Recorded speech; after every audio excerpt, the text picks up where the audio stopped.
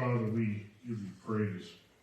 And we thank you for this evening, for your goodness, for allowing us to assemble in your glorious presence as a corporate body once again. I thank you, Lord God, that we just set aside every weight and hindrance that is keeping us from coming to you as we are, Father, preparing to go into the end of another week.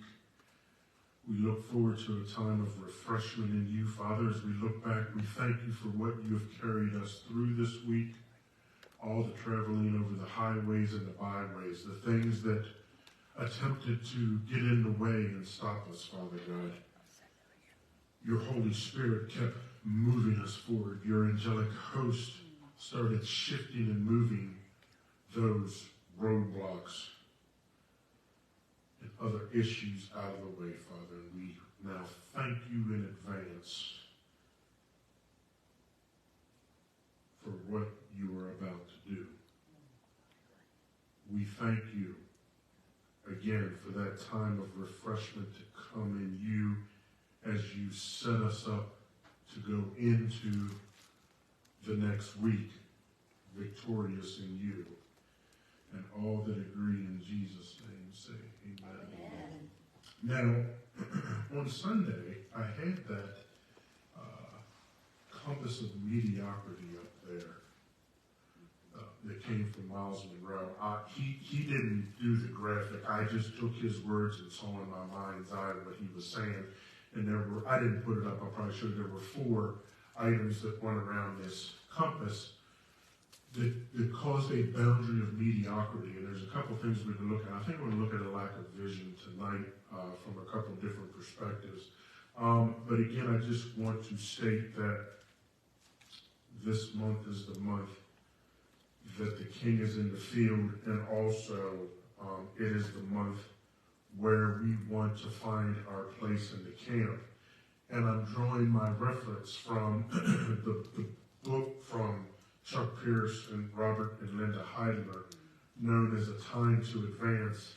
And in this month of Elul that we're in, and they write on page 292, and I just want to read some of this, and it says, "This is the month to find your place in the order of the camp. At this time of year, many people miss their window of opportunity to find their place, and then wandering takes place." Okay, I don't really think that it was happenstance, and I know it wasn't coincidence that how things have started to align themselves, and as we're entering into this month and we celebrate that this is where the direction where Daddy is pointing us. It's a huge direction, but this is the time frame that he's chosen for us to move forward in that, okay?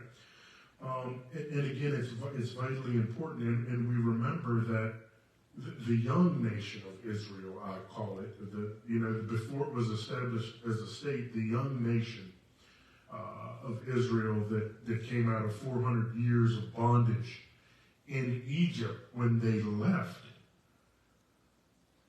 man, they were slaves 1 minute, and probably for that day and age, I would say millionaires the next. Right. Because we have to keep that in mind, guys. It's not like they walked away, with 1 gold ring. If you remember that those precious metals were brought to help construct the tabernacle, but it came in such abundance that Moses had to say, enough. You know what I'm saying? Hallelujah. And I've been getting on here talking about finances a lot, but I'm not asking you for money. I need you to understand that I'm trying to shift the way we think about this. Daddy knew what he was doing when he drew them out. But they missed their opportunity because when they got to Kadesh Barnea, and Daddy told Moses to send 12 spies over to spy out a land that I've already had prepared for you. This atmosphere has been prepared for you all. This environment has been prepared for you all. And they went over and found just as he said. It was a land flowing with milk and honey. Okay, a lush land. You know, the fruits there were abundant and amazing. And they found there everything God said they would. But then they came back and said, we can't do it. Those in the land are too big for us. 2 of them said, nonsense, let's get this done. The other 10, we can't do it. And the group as a whole listened to the 10, missing their window of opportunity, and the wandering began. Okay? God probably brought them to a window of opportunity, but mistrust kept them from connecting. Mistrust kept them from connecting. Mistrust can keep us from connecting. And it's amazing because we know that we have to have faith, which is that confident trust in God, yet we mistrust because of sometimes feelings and emotions. Our own inadequacies say, I can't do that. But God's not asking you to do that in and of yourself. He's asking you to trust and believe that he has already put inside of you everything needed. And he is going to do it through you. So there was some mistrust there. And we also have to deal with that. Listen, Satan will produce mistrust in us that prevents us from connecting. If you look at that map over there on the wall, everything is connected. Yes. I know I had a conversation. We are not designed to be islands unto ourselves. I'm going to say that again. We have not been designed to be islands unto ourselves. Okay? As the ministries, services are connected to that board, so are we. Okay? Satan will do everything in his power to disconnect us. Okay? And that's on a multitude of areas. First of all, as an individual, he's going to cause me to mistrust, therefore, me becoming disconnected with God. God doesn't disconnect with me, but that mistrust can cause me to disconnect with God. That happens on a family level as well. Okay? Spouses, children, whatever. He gets in and muddies the water and can cause disconnecting to take place there. And then we have our church family. Okay? I am not necessarily of the belief that everything that's going on right now between us, that everyone's rosy with. Simply because I know you can't please everybody. Amen. That's right. So I know on both sides of the fence, on both ministries, I know people that are, to a degree, potentially unhappy, dissatisfied. I get that. And lack of vision can cause issues. I said this some time ago. Please don't concern yourself with being lost in the mix. Okay? It is our responsibility to make sure we stay connected and we're connected there.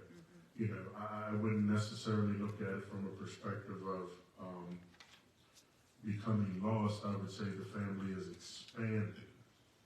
Okay, we're in this courting process. I would say that the family is expanding. Are you with me? Yeah. So, and then of course the community, on a multitude of levels, we can become disconnected. Okay, society is more and more disconnecting from us, disconnecting us being the body of Christ as time goes on. Okay. And that's from a multitude of areas where I may have been hurt in the church. I no longer want anything to do with God. It's just because of what the devil does. He puts the blinders on. He puts a veil over people, and that causes even a deeper level of disconnect to take place. Okay? So we all go through things, but if we do not handle mistrust correctly, we cannot connect. And before long, we will be on our own camp totally alone, and that's not where we want to be. We don't, and that's why I said we cannot be an island unto ourselves. We don't want to be in a camp all by ourselves. Chuck Pierce writes, I don't want to end up in a camp with just me. He says, some of you may be so wonderful that you are happy in your camp by yourself. But he says, but I am not that wonderful. Amen. He says, I need to have other people in my camp, and I have to find my place in the camp with other people.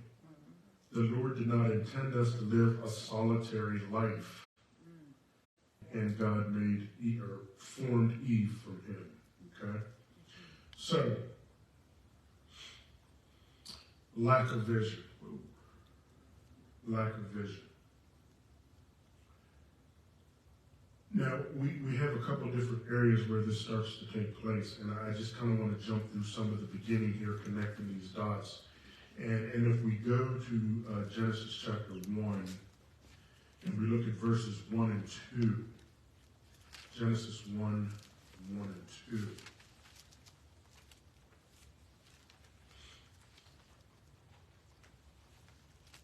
This whole system of creation is a framework of connection. Everything connects and then therefore builds upon itself.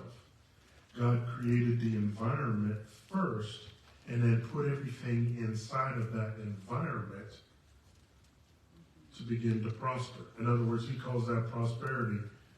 Be fruitful, multiply, and replenish. That's what he's saying to the animal population. Okay? So, Genesis 1:1, in the beginning God created the heavens and the earth. Now the earth, verse 2, now the earth was formless and empty. Darkness covered the surface of the watery depths, and the Spirit of God was hovering over the surface of the waters. The Holy Spirit is that connection piece. He is that, he does the work power of that connection. We all know we were separated from God. Christ became that peg, if you will, that now gives us that connection to God. The Holy Spirit empowers that and brings that to pass. It's like this world was in chaos, and the Holy Spirit hovered over it, waiting for the connecting word of God to be spoken so he could go to work and then start doing these intricate weavings, this intricate connecting to put this beautiful world together. Amen. And then we just have a series of it, and where, the first thing God says basically is light be, and there was light. And we don't know what color light is. Light is a full spectrum. Yeah, I mean, we truly don't know. I mean, we're accustomed to seeing the spectrum that we are aware of, but the light that Daddy, emanates and spoke of. I heard, we often think of darkness as black. Well, is darkness really black? No, darkness is void of light. And we don't know what color light is, so darkness is just blah, if you will. And this is the chaos that we had going on before the Holy Spirit hovered, Daddy spoke, and light then began to permeate that area that we called darkness. And then it just continues to go down, and he talks about the expanse of water. The expanse between the water, the separating water from water. And then he talked about let the water under the sky be gathered in one place so dry land could appear. And then he goes on in verse 11, then God said, let the earth produce vegetation, seed-bearing plants, and fruit trees of the earth bearing fruit with the seed in it according to its own kind. It's amazing that an acorn contains such a massive tree on the inside of it. Do you know what I'm saying? It's something that tiny has the ability to produce something that large. I mean, can you imagine what the seedling of a giant sequoia must look like? I mean, think about that for a minute. Yeah. I mean, literally. Bonsai that. Yeah. Can you imagine that? Speaking of that, I almost dug up one of my magnolias and brought it in for you today. I did. I had that on my mind, and I still may do that. But anyway, I digress. Can you imagine when Daddy spoke and created that thing that's known as a giant sequoia, and just the century after century after century of growth, and like you said, something that starts out literally smaller than my pinky finger, they are big enough and massive that some of them you can actually cut open and drive a Volkswagen Bug through them. That's how, and then to look up, I mean, and to think that Daddy produced a seed that contained something that large. Vision.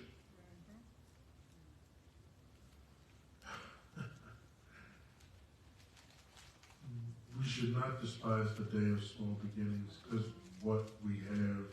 And guys, I think that's going to be the biggest thing going forward for us. And when I say us, I mean as a whole.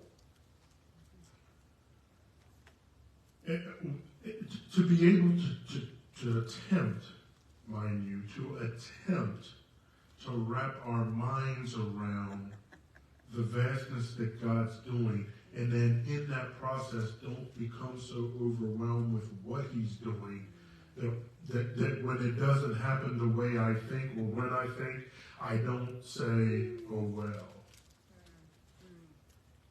Okay? Because we have the lack of vision on this side, on the west side of the map. You know, and then all of a sudden, I'm now on the East Coast side of the compass map, and that takes me back into past thinking. Well, you know, I thought this was going to happen 10, 15, 20 years ago, and it still hasn't happened.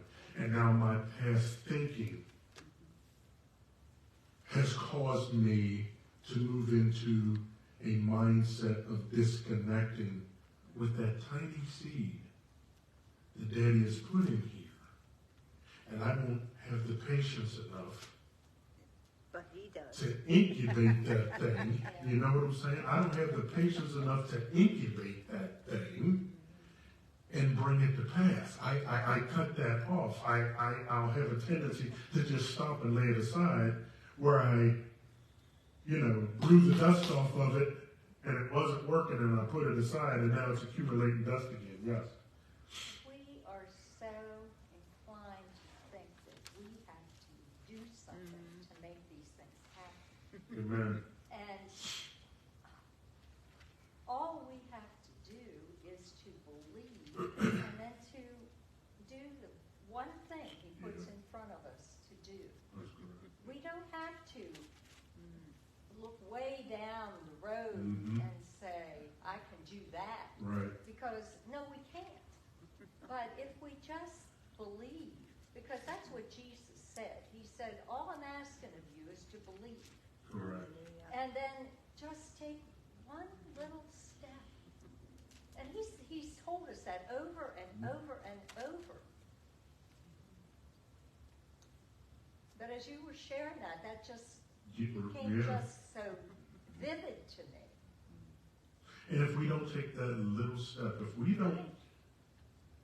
if we don't take that little step and consider that piece that's right here first, and I'm tempted to go way down here, it's not going to work.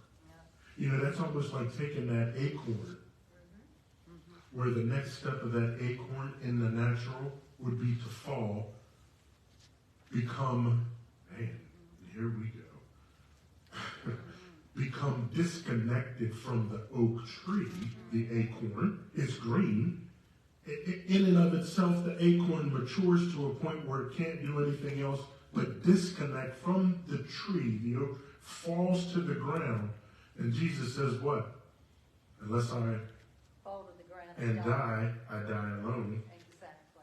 So this thing is now disconnected from the oak tree, ready to contain, or disconnected from the oak tree with everything that the full-size oak tree that it came from, it is, just in a different appearance. It's that step that over time, the acorn then sinks into the ground. And over time it becomes covered with dirt enough, and it goes through a dormant period, but then all of a sudden we got that springing up. It's all about resurrection. It is. It is. It's all about. It's 100% all about resurrection. Isn't that amazing? And I never even connected that I never saw that the acorn was alive while it was connected, but then it actually gets to a point of maturity that it disconnects, falls to the ground, dies, goes through a dormant period, and then brings life. A brand new oak tree starts moving out of what had fallen into the ground, basically died, and now it's resurrected. Yes? We have to die to preconceived ideas. We have to die to the way we expected it to happen. Mm-hmm. We have to die to all of that You do. in order for this to ever come about. Yes. There's a death that has to take place. And that's right. And that's where most of us are, I think, right now. Mm-hmm. I mean, that's where I'm at right now. You know what I'm saying? There are some things that I have grown very accustomed to. Oh, yeah. And now we look at that change, you know, and then to try to make ourselves feel better. You know, the emotional part of that, well, you know, maybe I can do this, maybe I can do this. And then we kind of get in the way. And here I am down the road again instead of taking that simple step I need to take and trust God to do what he's going to do. God told Abraham to get out of his father's house. Hey, don't take anybody with you. Those were the instructions. Well, he didn't do it right away. And I guarantee he questioned, since you're not telling me where I'm going, I ain't going nowhere. And then finally he got to the point that I got to go. Because I'm sure God made him so uncomfortable that he finally went. And it took Lot. So, yeah. So there's that small step. He stepped out and started going, had no clue where he was going. And that's kind of like that. You guys are walking up looking at a funny design, a black and white pattern on a white 8.5 by 11 sheet of paper. Like, what in the world is that? A QR what? And then I'm asking you to scan it, and it opens up this form for you where you now have to take that step, not sure what it looks like, really not sure where you're going, certainly not sure how you're going to do it, but you filled in the boxes and hit that submit button. What kind of button did you hit? Submit. You hit that submit button. Glory to God. Glory to God. You're thinking, ooh, I just hit it. I didn't realize the ramification when I hit submit. Yes. Praise God. Hallelujah.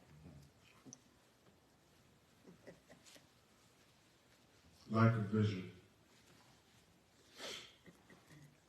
Let's jump over to... No, you know what?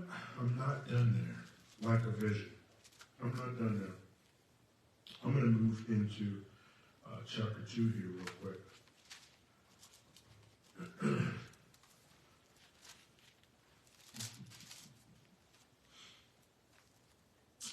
2:7, and the Lord God formed the man out of the dust from the ground and breathed the breath of life into his nostrils, and the man became a living being. Verse 8, and the Lord God planted a garden in Eden in the east, and there he placed the man he had formed. God did not ask the man to find the garden. God put man in the garden. Yes. Sunday I said, seek the Father where he wants you. And if you have been seeking, he is placing you where he wants you, in his garden. Did not ask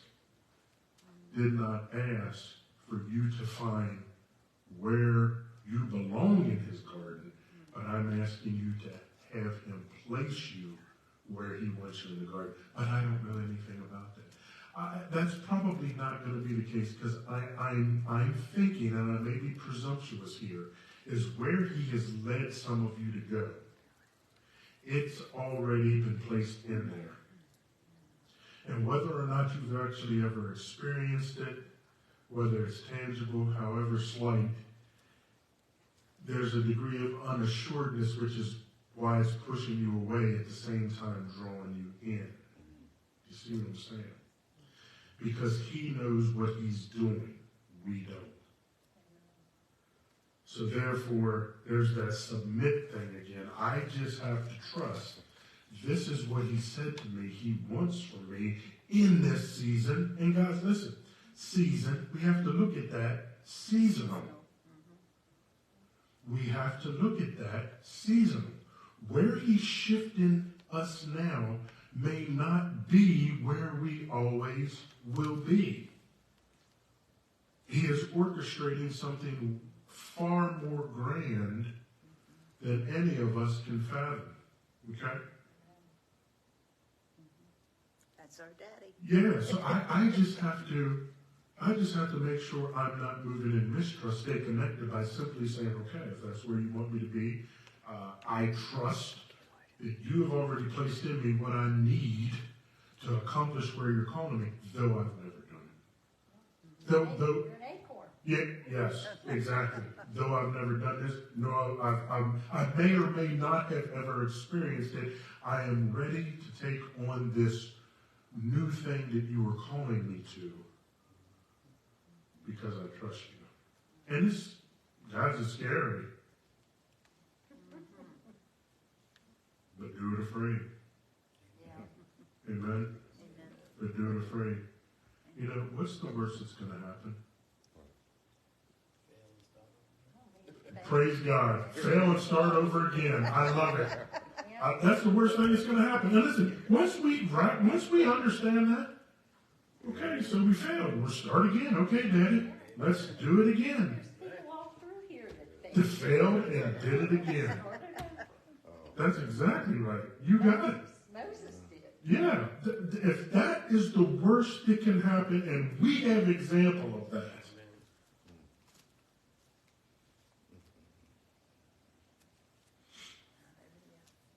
so he placed the man where he wanted him to be. And he gave the man purpose. He placed him where he wanted and gave him purpose. Okay, and that's the thing. Purpose. There's a purpose for everything up there. Though I don't fully grasp, there is a purpose for everything on it. There is a purpose for each and every one of us. And that purpose deals with the four areas of our lives that I've been talking about. There's four atmospheres. They are gardens, literally, on the inside of us, though we find ourselves in them. Okay? The communities where we find ourselves now, Daddy has planted us in those areas to carry out what he wants from us. Now, over in chapter 3, again, we find presumption because we are deciding to take, or they have decided to take upon themselves that, how shall I say it? Instead of staying in step with God, they are looking down here that if I do this, it's going to get me down here, not realizing they already possess that. And I'm referring to being like God. Amen? Because that's what Scripture tells us. we are like God. Nothing else in there, nothing else on the earth can say that. Nothing else on the earth can say it's like God. The angels can't say it because the angels don't possess what we possess. That's right. The ant, as talented and as powerful as an ant is, pound for pound, an ant can carry by itself well over its weight. Daddy just created this awesome creature, and then we look at the bee, and as great as they are, and they have the ability to make this hive, and it is an efficient running machine that produces a substance that is so clean that is not only used for food, but it is also used for healing. Yeah. They can't say we're like God. We're the only ones that can. The birds of the air can't. The fish in the sea can't. The animals that walk and scurry along the ground, they can't. We are the only ones that can say we are like God. And in the case of Adam and Eve, they did not recognize what they possessed. Scripture says, were duped or tricked into thinking that that thing that they so desired was just right down here. And that's where their focus was. Again, thank you, instead of taking that initial step. Because if they would have remembered what they came out of, who created them, it should have brought back to their remembrance that they were already like God. And a command had been given, don't eat. But again, this here got in the way. Okay? That talk about lack of vision. They were seen through the wrong set of lenses. Them seeing through the wrong set of lenses didn't help their vision. It hindered the vision of what God had called the first male man and the first female man to do. And that was to populate the planet with vessels that God could put his spirit in and move about, totally replenishing and subduing the earth with spirit-filled vessels for his glory. And instead they bowed the knee, and things got so cattywampus and out of alignment. But praise God, he had a plan in place. Amen. I want to look at another example here, guys, of lack of vision. I think I can pull this together. Luke chapter 1. We talked about it not that long ago.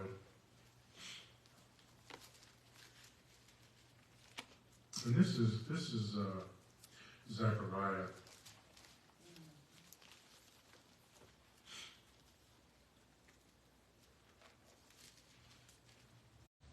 So verse 6. But both Zechariah and Elizabeth were righteous in God's sight. Righteous in God's sight. That means they were aligned with God. They were in right alignment. Okay? They were in right alignment with God. They were living without blame according to all the commands and requirements of the Lord, but they had no children because Elizabeth could not conceive, and both of them were well along in years. Well, it came to time where Zechariah's division, it was their time to go serve in the temple. Verse 9, it happened that he was chosen by lot according to the custom of the priesthood to enter the sanctuary of the Lord and burn incense. Verse 10, at the hour of incense, the whole assembly of the people was praying outside.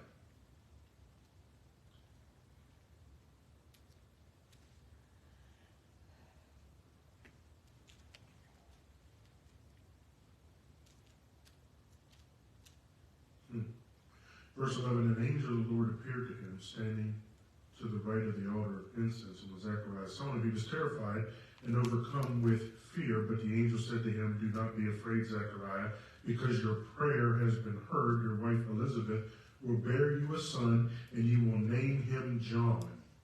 There will be joy and delight for you, and many will rejoice at his birth, for he will be great in the sight of the Lord." In whose sight will he be? The Lord.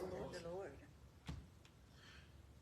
"And will never drink wine or beer. He will be filled with the Holy Spirit while still in his mother's womb. He will turn many of the children of Israel to the Lord their God, and he will go before him in the spirit and power of Elijah to turn the hearts of fathers to their children, and the disobedient to the understanding of the righteous to make ready for the Lord a prepared people." Gabriel, the postmaster general of the kingdom of heaven, Yeah. tickled myself. Don't argue. I was taking a shower the other day and that just came to me. He's a postmaster general of the kingdom of heaven. Anyway, guys, he expounded to his father what your son is going to do.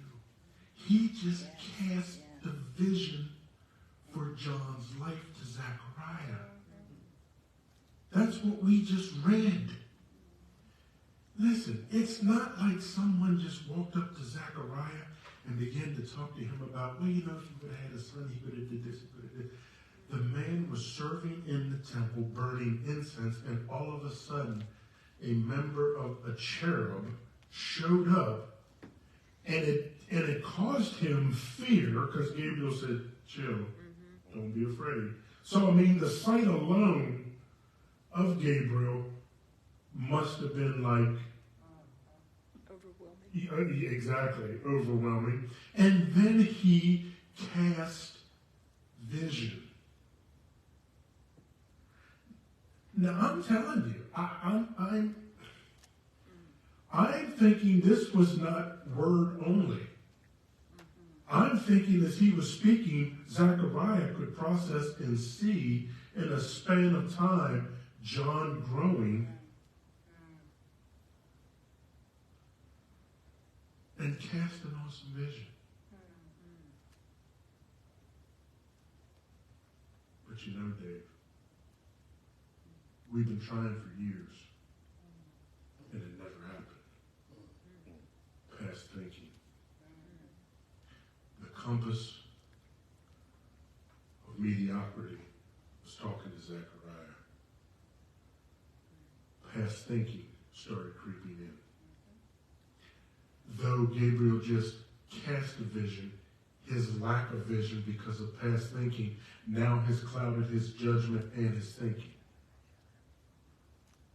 I mean, to say that your son, for an angelic host to say that your son is going to come and operate in the spirit and power of Elijah, one of the greatest prophets God has ever graced the earth, for an angel to tell you that's what your son is going to do, and then verse 15, 1:15, for he will be great in the sight of the Lord. Great in whose sight? The Lord. Has anyone ever told you you were great in the sight of the Lord? Has anyone ever told you that your child will be great in the sight of the Lord? Look at the excitement. Look at what Gabriel is building in Zechariah.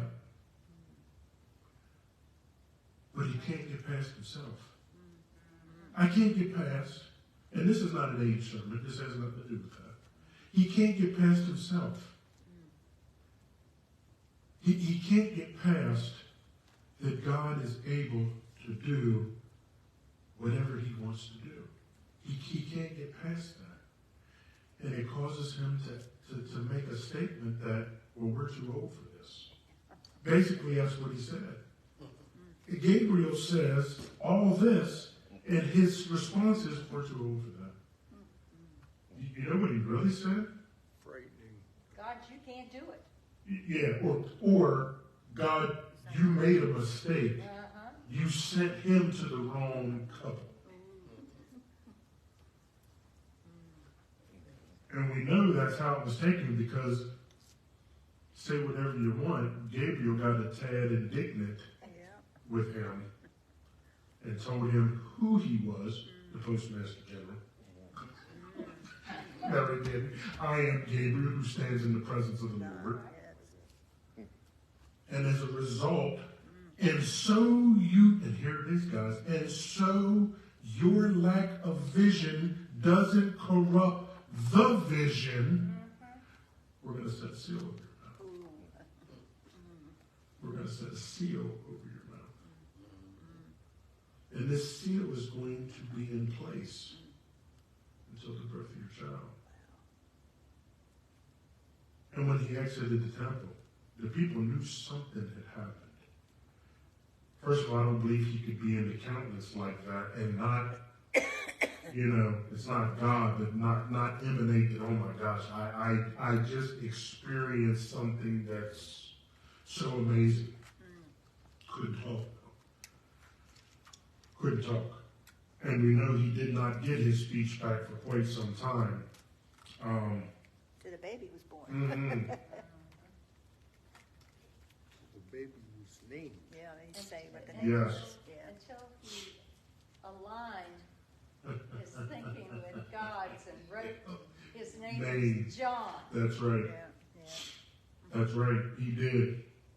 Because that is what Gabriel said, right? So there we know. He may have had the opportunity in and of himself to seek forgiveness and turn in repentance.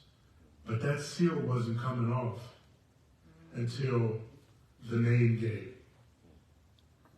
Well, we're going to call him John. There ain't nobody in your family named John. Who's John? Who's John? Elizabeth doesn't know what she's talking about. Daddy probably should have put a seal on a couple other mouths. But anyway. Elizabeth doesn't know what she's talking about. John, Zechariah, what's that boy's name?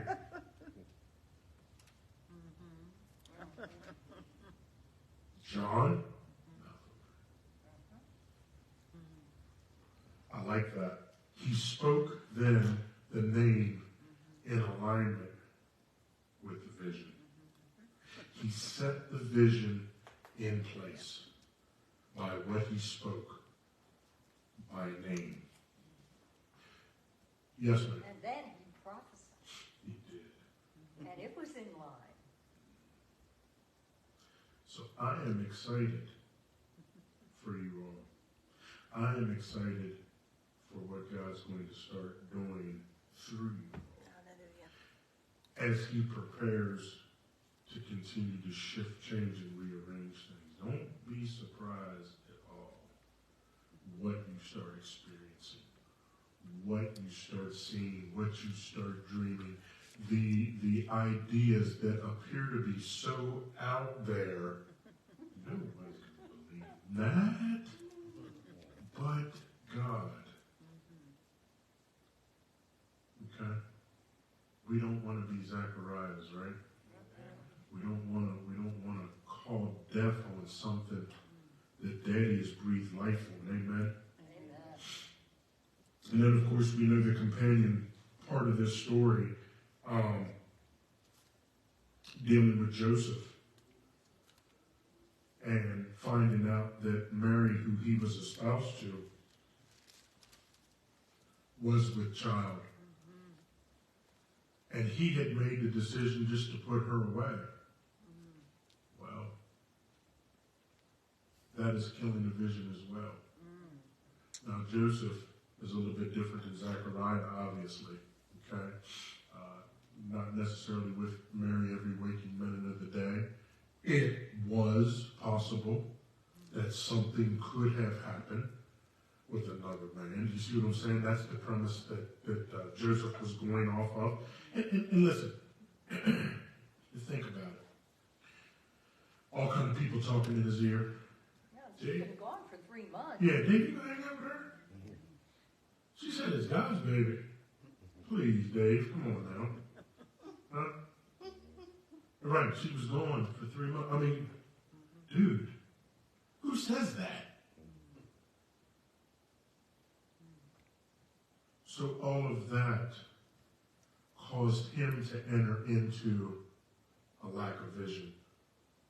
Also receiving a visitation that then resets, recalibrates, realigns the vision in him. And it's awesome. Great responsibility. We don't hear a lot about Joseph. We hear a lot about Mary, but we don't hear a lot about Joseph. But think about this. It talks about in scriptures that the fathers were the teachers. You know, we always relegate Joseph teaching Jesus to be a carpenter, and there was some of that. But listen, ladies and gentlemen, Joseph put Jesus' feet on word. You need to understand that. He taught him word. He taught him the first 5 books of the Bible, which is what they had. It would have been Joseph's influence over Jesus to study to the degree that he did, natural, coupled with divine, caused that fruit to be born that we see when they made that road trip to Jerusalem during the Passover, that everyone in the caravan went home and he was left behind, He went to the temple. questioning and answering doctors and lawyers of the 5 books. Yes. Okay? Where did he get that? Well, it was Joseph. So when Joseph gathered that vision, he got it. And he took it serious. Okay? And that's what I said, you know, I hate to say this, reading between the lines, but culturally, that's what would have happened.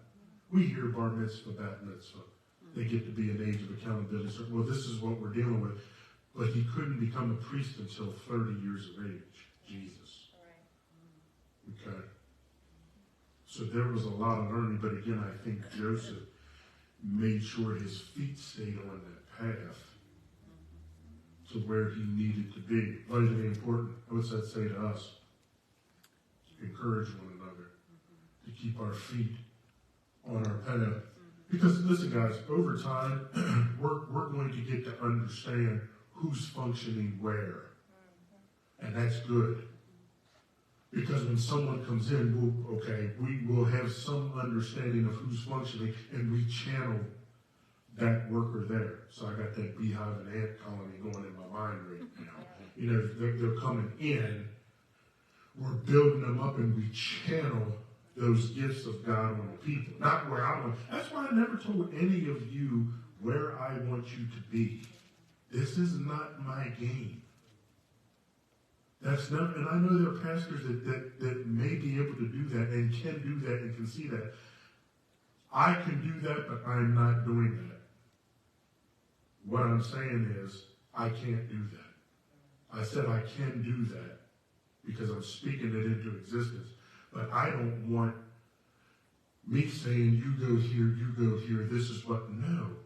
You talk to Daddy, and when he talks to you about it, believe me, he's going to unlock things while he's showing you and connecting you that I could never do.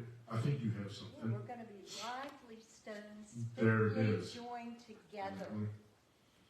The scripture talks about lively stones That's, being fitly that's joined together. exactly what it says, and that's what we're going to be. In Yes. order for that to happen, each one has to be just where God wants you to be, where there will be gaps in that. That is And correct. the way God has it planned, there are no gaps. And he'll bring the people in where we don't have enough to do it. That is correct. That is correct. And we'll have to receive them and Yes. embrace Yes. those gifts. Yes. You're right. Embrace those gifts. I'm excited. I'm excited. Okay. I think I've covered enough of that.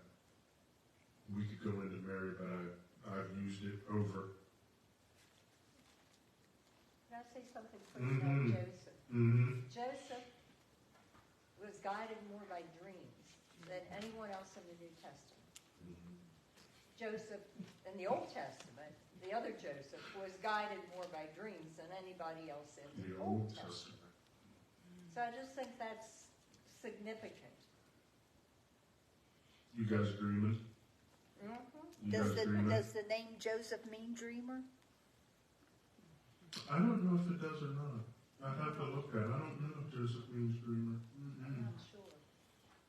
Because what did she say? In the Old Testament it was Joseph, Yeah, yeah. okay, with Pharaoh, and then it was, Mhm. okay. Yep, he dreamed. He interpreted dreams Yes, too. yes. And that's how Daddy unlocked all that, through his gift of dream interpretation. Interesting. That right there will preach by itself. Yeah. So let's kind of give you a mini sermon on that.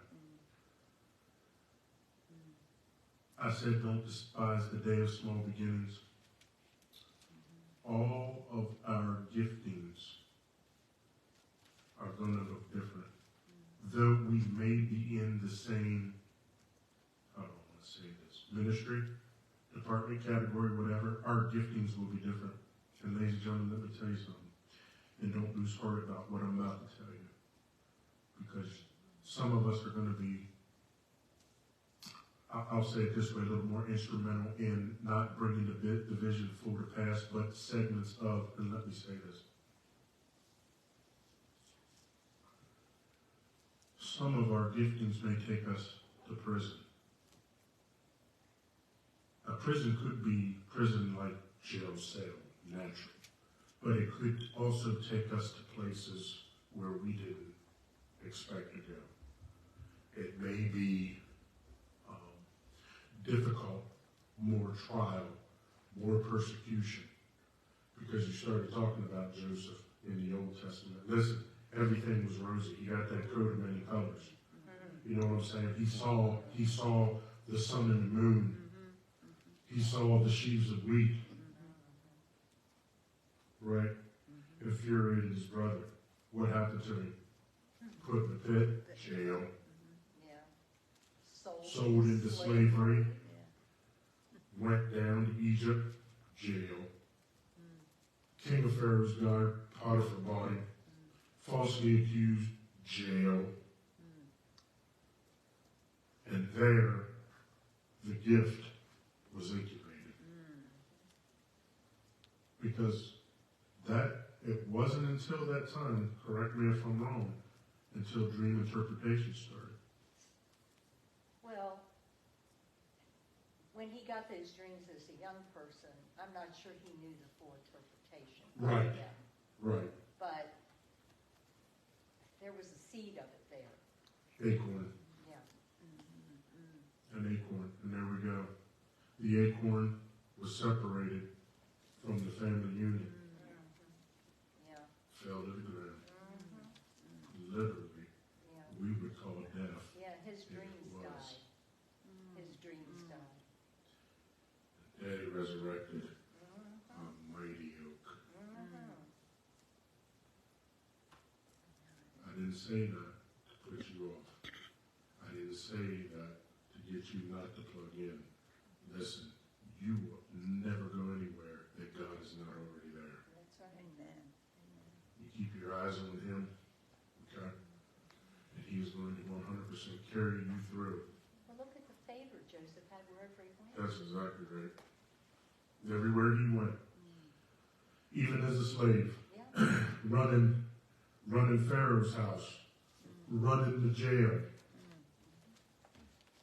to running Egypt, God always put him on the top. Yep. Every time. regardless of where he was. So it's not always going to be bad. Thank you, Lord. Go ahead. It depends on your perspective. Yes. Because there were times when God had him on top, but he was in jail. So it depends on how you see it. Perspective, you're right. It is Do all you about see it perspective. from God's perspective, or do you see it from man's perspective? Well, I think, of we're talking about alignment, and well, we have to see it from God. We do. May not feel that well, may not feel that good, but I know I don't necessarily see it, feel it, but I know He's doing something. Isn't that by faith and not by sight? That's exactly what it is. That's exactly what it is. Yep. Anyone else? Father, I thank you for this evening, our time together. May it be blessed. I'm really careful praying now, since 2 Thursdays ago. Call me lazy. All right, Daddy, here we go. Father, I thank you that you visit us in the third watch of the night. Fourth watch, excuse me. I thank you for your visitation in the fourth watch of the night. I thank you that you open up dreams and allow us to record what you are showing us. I thank you that you bring us awake to talk and download what you have for us, Lord God. As we continue to move forward as a cohesive unit, but also individuals moving in our giftings. I thank you that you are enhancing them. I thank you that you are bringing them alive on the inside of us. I thank you. I see a cowboy, go figure, working a new rope.